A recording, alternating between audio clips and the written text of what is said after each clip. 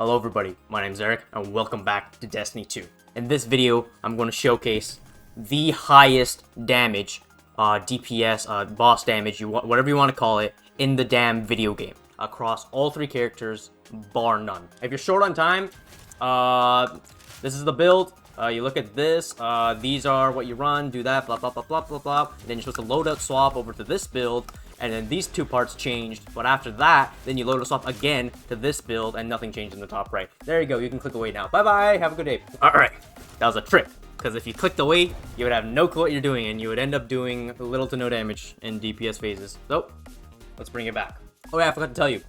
Hit the subscribe button, because I'm going to make a Warlock one very, very, very soon. It's already in development, and you don't want to miss it. Now, when I said this is the highest damage you can possibly do in a certain boss phase, I mean it. If someone tells you that there's a highest damage, a loadout swap, whatever, they're lying, or the damage testing is unstandardized. There has never been a higher damage, or boss damage thingy, whatever you want to call it, than this build right here. Break it down in general terms first, and then I'll show you every single individual part and exactly what they're doing. First, you have your neutral game.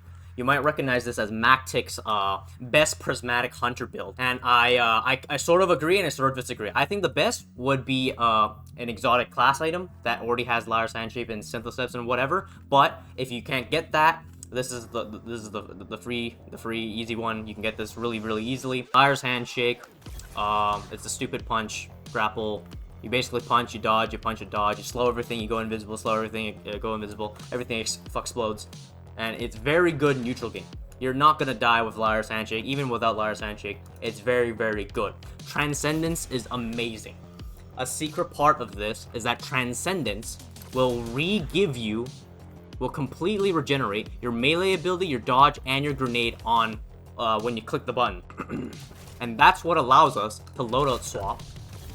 After we're done in our neutral game, we want a loadout swap of Transcendence, we can swap these out. Of course, you can't touch the aspect or the fragments or the super because that won't regenerate, but these three parts, you can completely change it. And that's crucial to this build. The weapons don't really matter here. You don't want to be swapping edge transit because when you swap heavies, you lose basically off all of your heavy. I'll talk about substitutes for these weapons later in the video, but we're going to be talking about these two you can change. Specials, you don't lose ammo, like, at all. You lose, like, one bullet, maybe, and you don't lose any for this. So you can swap out these for the first loadout, which I'm going to term the neutral game loadout. This is when you're preparing for a DPS phase, or you're doing, like, mechanics, you're doing ad clear. DPS phase is starting. You're going to click I, and then go to your inventory and click on loadouts, and you're going to click on this button that you preemptively made. You have Celestial Nighthawk and Still Hunt. That's what you need to swap into. And you also need to start preparing the Snare Bomb and the Dustfield Grenade. The goal here is to first proc the Still Hunt, K's Retribution, basically a Goldie shot that benefits from Celestial Nighthawk. So basically a one Celestial shot, and then proc your second Marksman. That's two Goldie shots. This will give you a free 1 million damage on whatever boss you're doing. After that, you're going to shoot them. And then after shooting them, you're going to have to quickly come and swap the Lucky Pants. Reason for is these weapons over here. Celestial Nighthawk has done its job, and yes, you can do in my previous video where one of the good top tier DPS options is just keep chaining Still Hunt with a solar holster that will help you reload an Apex Predator. However, we're talking about the highest damage possible in the entire video game here. And it's honestly not as hard as you think. It's a little bit complex, but once you can break it down, you can do this in your raids. You're gonna swap to this. Thing that allows us to do this swap from our neutral game swap to our Golden Gun DPS loadout swap. What allowed us to do that swap is the Transcendence giving back our melee and our grenade and our dodge. What's allowing us to do this swap is because we're not changing anything here. Well, we're still gonna use it. When you swap Still Hunt to 4th Horseman, you lose like 2 bullets, but that's in your reserves, so you don't notice it. What's funny is that Still Hunt has 6 in the magazine. When you shoot that one Goldie gun, you still have 5 in the magazine. When you swap to 4th Horseman via the loadout swap, the game will register it as a full magazine. So when you come over here, you'll still have a full 5 in the 4th Horseman with the Catalyst. And when you swap from Celestial Nighthawk to Lucky Pants, there's no cooldown. You instantly have the buff ready to go with your Warden's Law. And you might notice this build right here is the highest damage that I showcased in my previous Ultimate Hunter DPS guide. This was pre-final shape. This was the highest DPS option for Hunters pre-final shape. Of course, it wasn't the highest in the game because we had the Berserker Titans doing their stupid 1-2 punch strat. However, that's been nerfed to the ground, and now they're at the bottom. So, back again, Hunters are at the top. Now we're going to talk about every single little part. Neutral game part, you fine-tune this. Go watch mactics video. You can put on the mods here, whatever you like, whatever weapons that he thinks is good. This is the loadout I'm using. These are more... This is just kind of well-rounded. This is mainly for DPS fragments right here. This part is the important part for the Transcendent neutral game, which is just punch, dodge, punch, dodge, punch, dodge. Everything gets shattered, everything gets slowed. You go invisible, you can't die, whatever. And of course you can use whatever grenade you want. It's not really important. I like grapple, even though it doesn't stack on top of the damage. You have to use Gambler's Dodge. Go watch Mactics' video for more math on that. First, swap over here, and because we changed nothing except the dodge melee this, these three will be on cooldown. However, we will still have our Transcendence bar, we will still have our super, we will still have all of these stuff, and we'll still have Cage Distribution all charged up. We don't lose any of that. You don't lose Transcendence during a loadout swap. We will click Transcendence. After you click Transcendence, you will instantly get your melee, your dodge, and you'll get the new grenade. Now, this part is insane. Because the reason why our previous season's highest DPS build worked is because of one fragment. If you guys remember that fragment, it had to do with reloading. Quick, convenient way to reload. That's what makes DPS king on Hunters. And what do we have here? Facet of Command. This is not in the campaign. You're going to have to search up a Mactics video. It's not too hard. Chess will give you the Facet of Command. This is the only one that you need to get. The other 4 you get from the campaign. This one is absolutely mandatory. When you throw the Hailfire Spike, it slowly slows them and builds up towards a freeze. And then when you do damage, it pops that freeze. And refreshes it. So you can slow again and then build it to a new freeze. Every time that happens, you proc Facet of Command. And what happens is you get a full reload. And there doesn't really seem to be a cooldown. Even though it says there's like an 11-second cooldown over there, I think that's for the stasis shards and void breaches, so I'm not too sure.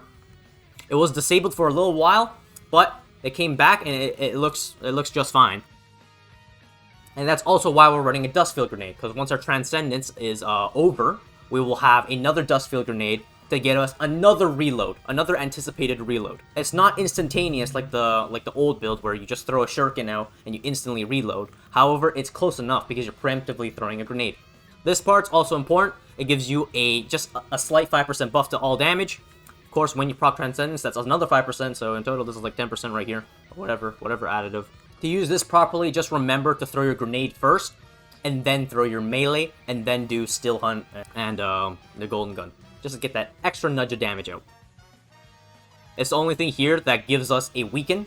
Weaken gives us a 15% damage buff, but it's registered as a debuff on the boss. Top of that, this counts as a powered melee hit, so this will also make us radiant.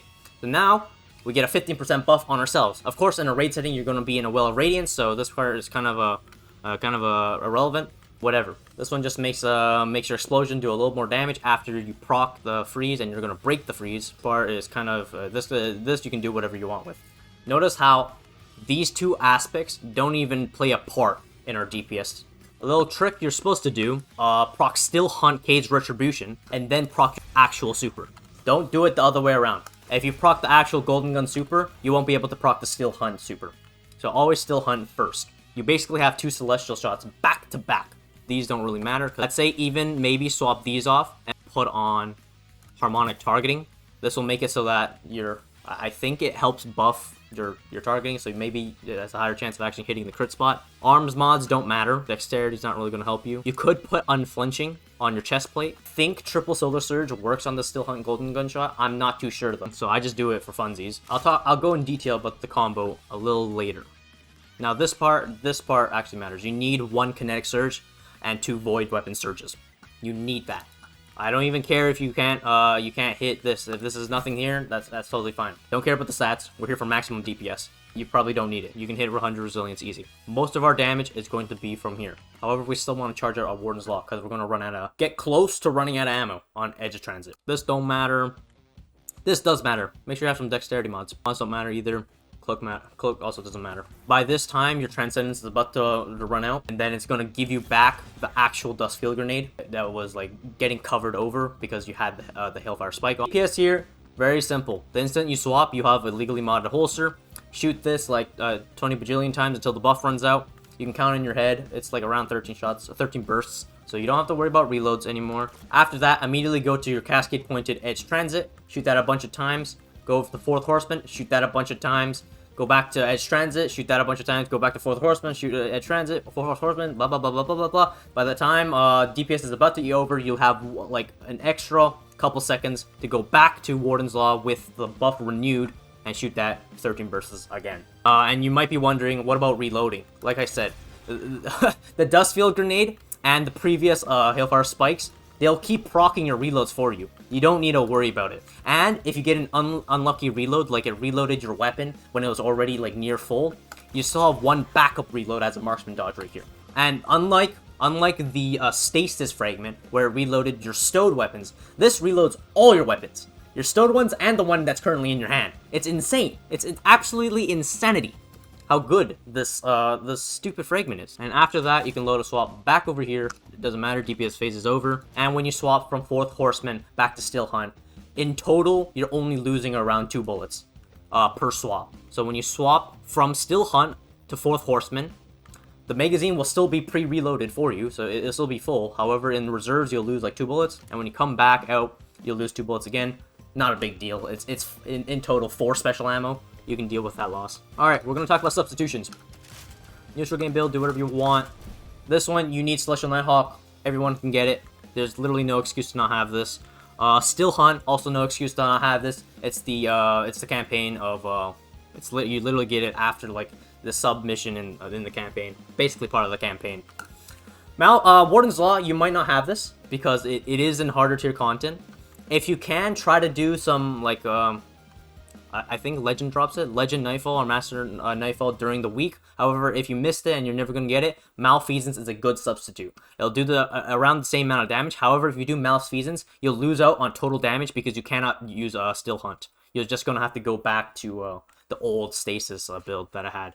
And if you don't have an Edge Transit with precisely Cascade Point, you can go cry. Go cry about it. Yes? I mean, of course, you can try to make do with Apex Predator. It's not the same. You're better off doing my Still Hunt Apex Predator loop with the holster that I did in my previous video. But of course, for the highest damage, you're going to need a Warden's Law with 4 times the Charm, Vorpal. You're going to want Still Hunt and 4th Horseman with the Catalyst. You can get 4th Horseman and the Catalyst very easily. The Catalyst, you can watch my video on how to do Catalyst really fast. There's a little secret spot you can go to. Edge Transit. This part doesn't matter. You want either spike nades, augmented, or mini frags. Doesn't really matter. This part's mandatory. This part is what makes this entire build work. Explosive light, you can substitute for bait and switch. Doesn't really make a difference. Don't worry about it. However, if you use bait and switch, then you have to trouble yourself with making sure that you shoot your primary once to actually proc the buff. So I think explosive light's better. Up to you though. Doesn't really matter. Now I did all this talk and talk and talk.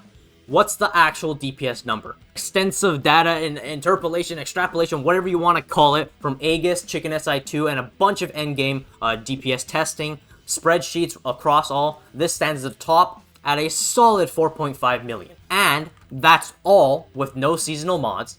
That's only things that are timeless, meaning things that you can basically always get. All your fragments, all your stuff like that. Nothing from the seasonal mod, which this will disappear in like 90 days or whatever. However, I just want to say, this thing right here, Expanding Abyss, is going to give you a fat buff. I think you can even start getting around to 4.7 million damage if you put on Expanding Abyss, because that will buff your Edge Transit. However, that is a seasonal mod, so we're not using that in DPS testing. And if you're curious of what the DPS standard testing is, it's 28 seconds on Grasp of Avarice Avarok with 1 Well of Radiance. However, that Well of Radiance is kind of pointless because we can give ourselves Radiance anyway. Be aware that this DPS testing is taking advantage of the fact that you're self-debuffing. you're applying a weaken from your own source. So if your teammate has a weaken already, then perhaps you don't even need this. And the fact that the stasis builds from last season did not have access to any form of weaken. Okay, I pre-recorded a video of me doing the loop. This is me showcasing, this is your neutral game build, whatever. Alright, DPS phase is about to start. You go to this, right? Perfect. You proc Transcendence, you get all your abilities back. Okay, you can throw that out first, whatever. Still hunt. Weaken. 2 goalie shots back to back. Immediately swap over to your actual DPS phase. Do malfeasance shots. By the end of your malfeasance shots, you can throw another nade and another melee. I didn't throw the melee, but whatever, you get the point. You should have cascade points, so that's faster. Then you go over here, and it should have reloaded all your weapons. So this part, you just rinse and repeat. You go over here, rinse and repeat. This should have reloaded already. This should have reloaded as well. And then you do a little bit more of malfeasance to end it off. That is the highest DPS phase. I'm going to show a actual video, which is proof for DPS numbers right here. If you look at this, he's not actually doing the highest damage possible. He's not doing the loadout swap part. That he's not actually doing it into fourth horseman, which will do more damage. Which will do more damage than still hunt. So, if you can see here, the damage is in fact crossing 4 million. Unbelievable. Absolutely unbelievable. Crossing 4 million to 4.2. However, that's without fourth horseman. And I expect, because when he did his other testing, from going from a slug shotgun to fourth horseman, he gained around 300k. So I'm adding 300k to that, and I'm just going to say this build can hit around 4.5 million. And there you have it. You now know how to out DPS your entire team. Of course, if you want to sacrifice some DPS, if you're in like a counter like Planets, the Exploiter, or Caretaker, where you need to have your burst at the end, of course you can do the Lucky Pants parts first, and then right when the burst needs to happen, then you just manually go back and do the Celestial Nighthawk. You'll lose some DPS, you're not doing the true maximum DPS, however, you are getting the counter done. Actually well as well. You need to keep the supers at the end for those mechanics. All the builds, try to maximize 100 resilience. Honestly, it doesn't flipping matter. Alright, and I think that wraps up the video. If you guys want to see my transmog scene, here it is. Look at that, super black, everything. Aerospulse glance for these elbow things, so it makes it glowy. It's really, really cool. Same thing, it's just on Lucky Pants now, and I have this cool helmet because it looks basically all black. Handshake swaps that off. Cool. That's my fashion. Subscribe if you liked the video. Comment down below. If you have other good DPS options. This is a very hard DPS. It is the highest DPS, but it's hard. It's really, really hard. There's 2 crit spots you need to hit, and you need to be flawless on your grenade throws, your melee throws, and your weapon swaps. It's pretty hard, and your loadout swaps. If you lag out even for a second, you're fucked. It's a tough one. Anyway, happy raiding. See you guys in the next video. Bye bye.